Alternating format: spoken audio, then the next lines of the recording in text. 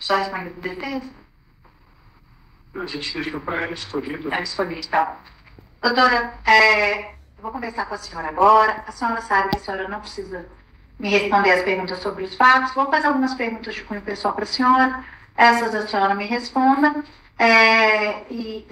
Mas caso a senhora não queira falar nada sobre os fatos, não precisa. Se a senhora quiser responder só perguntas das suas advogadas, seus defensores, não tem problema. Esse é o momento da senhora falar o que realmente aconteceu e fazer a defesa da senhora. Tá certo? A senhora está com quantos anos? 40. A senhora é casada? Não, divorciada. Tem filhos? Não. A senhora tem algum problema de saúde? Doutora, eu atualmente tomo antidepressivo, que eu acho que metade da população brasileira está tomando, mas fora isso, não tem nenhum problema, graças a Deus. Não tem problemas com bebidas, nem com drogas? Problema. A senhora já respondeu algum processo criminal antes? Primeiro. A senhora tem ciência do que a senhora está sendo acusada? Tem ciência. A senhora gostaria de fazer algum esclarecimento ou a senhora vai fazer uso do seu direito constitucional sobre isso?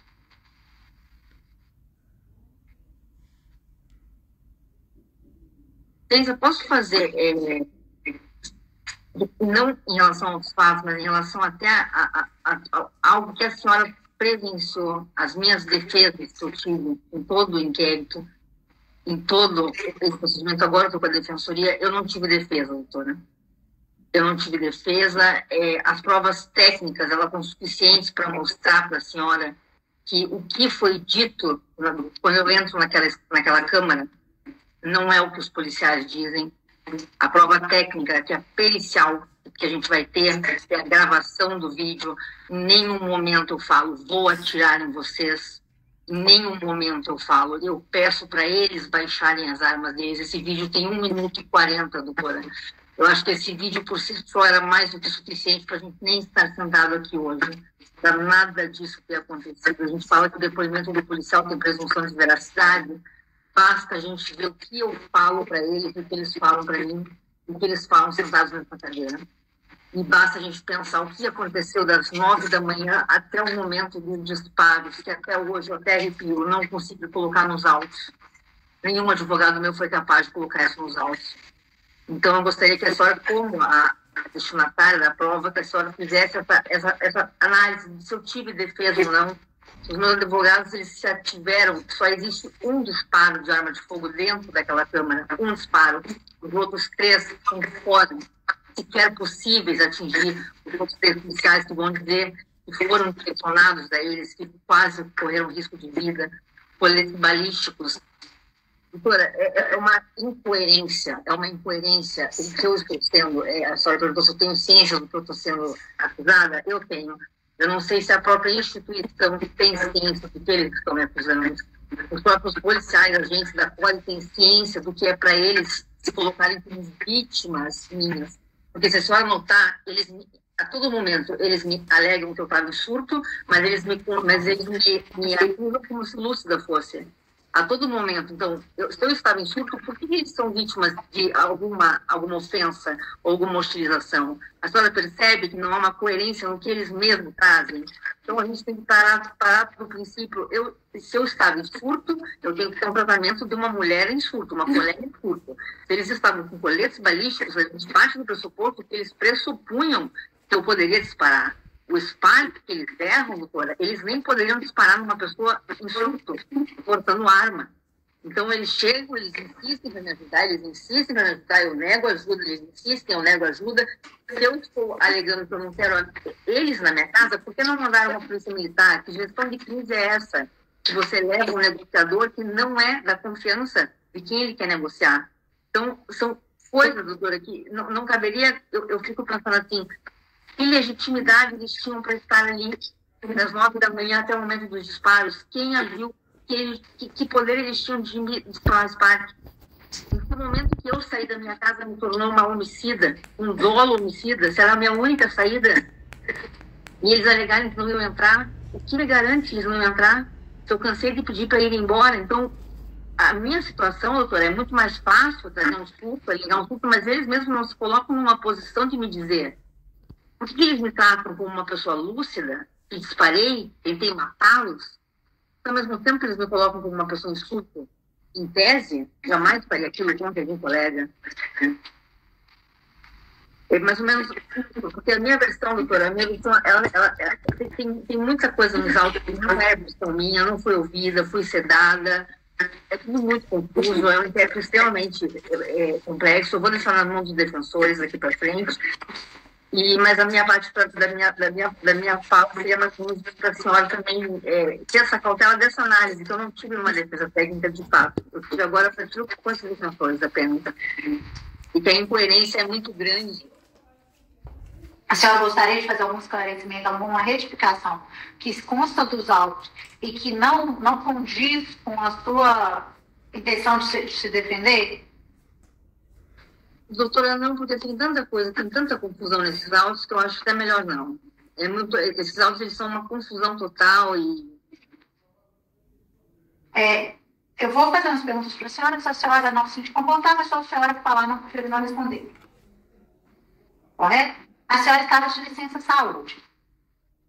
Doutora, existe uma reportagem na junho. Quando acontecem esses fatos, vem um jornalista e vai trazer um áudio meu de junho. Esses fatos foram em novembro. Em junho, eu trago a minha perseguição.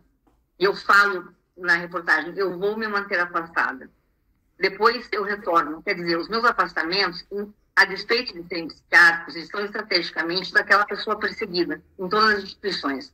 A gente se afasta porque a gente está sempre num campo minado. Então, eu estava assim, quando o doutor Edilane, inclusive, mencionou que eu ia voltar presencialmente para o Barreiro, é o momento que eu saio da minha licença médica. Peço para tirar as férias e retornaria no plantão físico.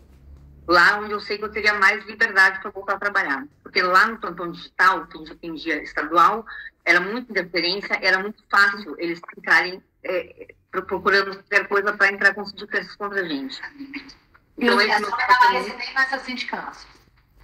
Oi? A senhora estava recebendo essas sindicâncias por... Não, é muita coisa, é uma pressão muito pesada que eles fazem com a gente, mas esses afastamentos, eles são meio que, a gente tira eles, o fato de ser psiquiátrico é porque a gente não tem que tirar para uma outra doença, então eles acabam sendo meio de praxe, né? Então, só um minutinho, só para eu entender. Na verdade, a senhora estava sendo submetida a pressões de perseguições na instituição. Então, em razão disso, a senhora se afasta um pouco, né, com esse pretexto de ser psiquiátrico, né, de ser por ser uma perseguição, né? Então, a senhora se afasta com essa licença médica. É isso? Não. Não, na verdade não pretexto, mas é que a gente não tem uma doença especificamente, a gente se afasta para não adoecer. Para onde fugir, a senhora preferiu se afastar, porque não seria uma coisa. Mesma coisa. Eu não gostei de trazer muito essa perseguição, que eu acho que torna meio confuso, até para análise dos fatos, né, pelo que eles me acusam. Até porque se a outra coisa que eles alegam que eu falo, e que eu estava sendo perseguida por eles, então se o meu surto ele se externalizou em falas desconexas, em mania de perseguição, como é que eles mandam o meu perseguidor para me salvar? Nas oitivas que a gente vai ter nos autos, né? Sim, por isso que eu acho que talvez seja importante a gente entender o contexto que a senhora estava voltando, que a senhora estava vivendo, para entender o motivo pelo qual a senhora não quis abrir a porta, não quis, né, ter contato com os policiais, de onde vinha esse medo da senhora, entendeu? De deixar essas pessoas, né, que fazem parte da instituição, terem contato direto com a senhora. A minha mensagem, que ela diz ter sido o estopim de tudo isso, que ela nunca foi mostrada, ela é mais ou menos isso. Porque quando eu vou voltar a trabalhar, eu vejo no sistema interno, eles estavam tentando me remover da central. Quer dizer, então o único local que eu voltaria a trabalhar, que seria o plantão Barreiro, eles iriam me remover. Aí eu já falei, não, isso não vai acabar. Isso vai ter mais um ano, vou continuar fazendo minha vida, não aguento mais. Então eu entro no grupo do plantão digital e vejo que eles estão prestando condolências a um colega da Cori que já havia se suicidado uma semana antes. E fizeram live, a campanha do suicídio. Então eu deixo minha mensagem, falo para os colegas, falam assim, vocês só se preocupam depois que o colega morre. Quando os senhores me viram adoecendo no plantão digital, ninguém se importou, ninguém prestou condolência.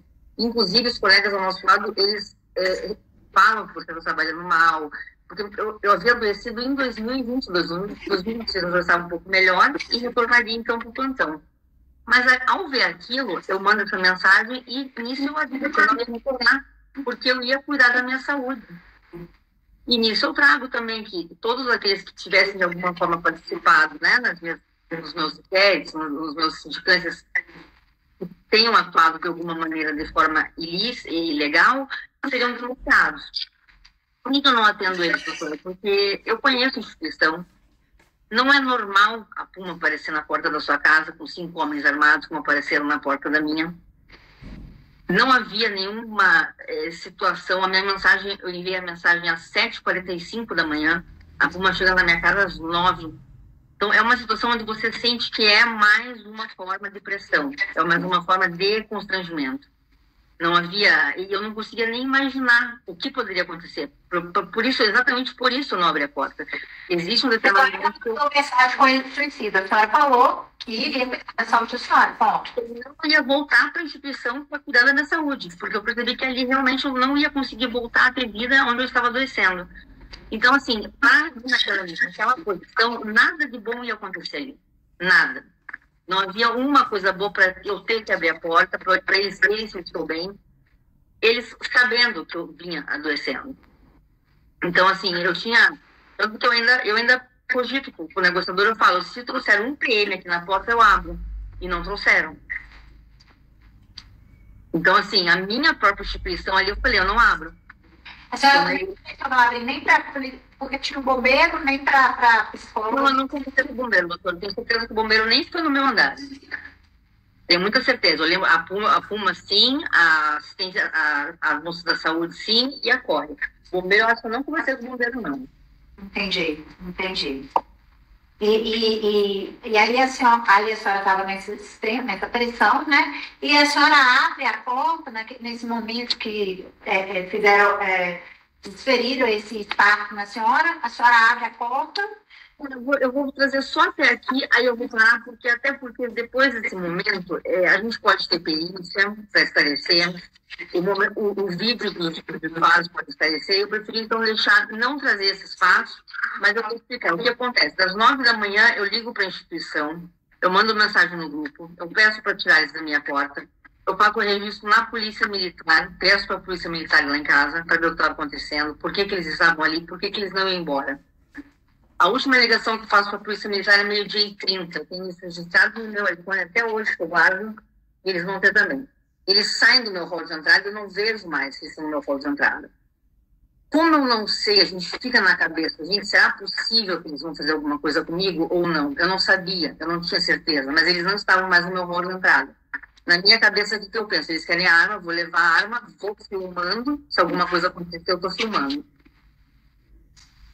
E não sabia que eles estavam no meu hall na escadaria. Tanto que eles alegam que eu fui saindo agressiva, eu fui saindo rápido, porque eu falei, eu vou descer rápido, se eles estiverem lá embaixo, o risco de acontecer algo é menor, com mais pessoas assistindo.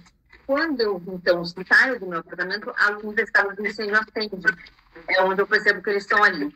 É o momento que, então, eu vou abrir a porta e vão se dar os passos, tem a gravação, e a partir daí eu gostaria realmente da gente não trazer mais fácil, porque eu acho que se a gente analisar as provas técnicas, a fala deles, o que a gente tem na fala do vídeo, é muito suficiente para trazer sobre que tinha dólares, quem estava correto de estar ali, por que eles estavam ali, que surto eu tive, onde se materializou o surto, se não tem um disparo dentro do meu apartamento, essas ofensas que eles trazem, que eu foram antes ou depois dos disparos, foram depois da 1h da tarde, porque a live, quando eu ligo a live, é depois dos disparos. Então, eu já estava realmente com outro estado anímico, já tinha acontecido ali dentro, só pensa, um disparo de lastrômero no escuro, eles, agentes da CORE, eles com escudo balístico, eu estou pensando gestão de crise. Eu acho um deboche trazer o meu caso como uma gestão de crise.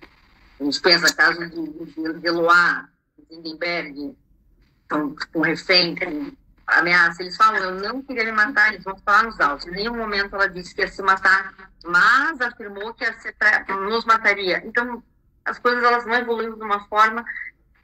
E eu fui aguardando, vou aguardando e vamos ver, se Deus quiser, daqui para frente.